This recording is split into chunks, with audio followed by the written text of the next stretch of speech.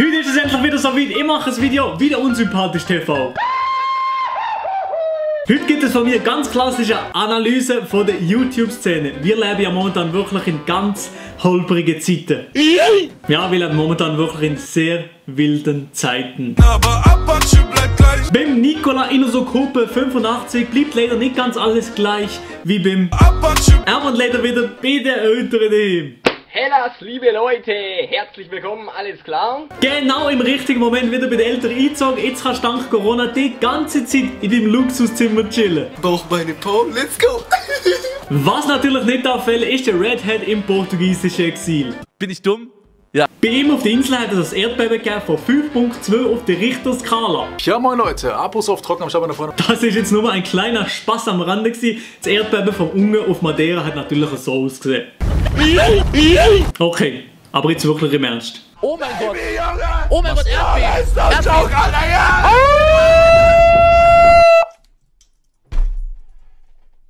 Ich mach nur Spaß. Ich hoffe auf jeden Fall, dass du das Erdbeben gut überstanden hast.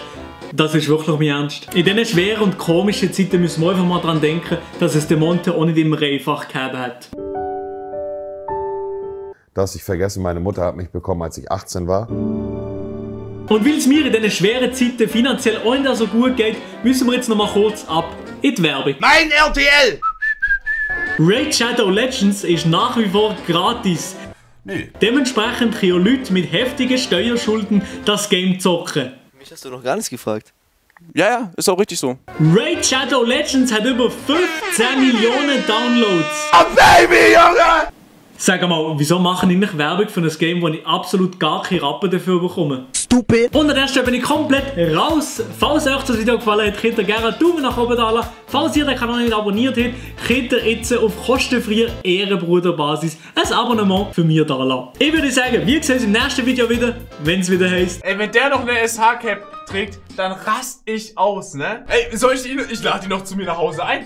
Das nächste Video kann er bei mir daheim drehen. Der kriegt noch meine Location und kann sich komplett austoben. Also ganz ehrlich, Sascha, wenn die Corona-Krise vorbei ist, würde ich sehr gerne zu dir auf Stuttgart kommen. Ich spreche auch Hochdeutsch. Stupid!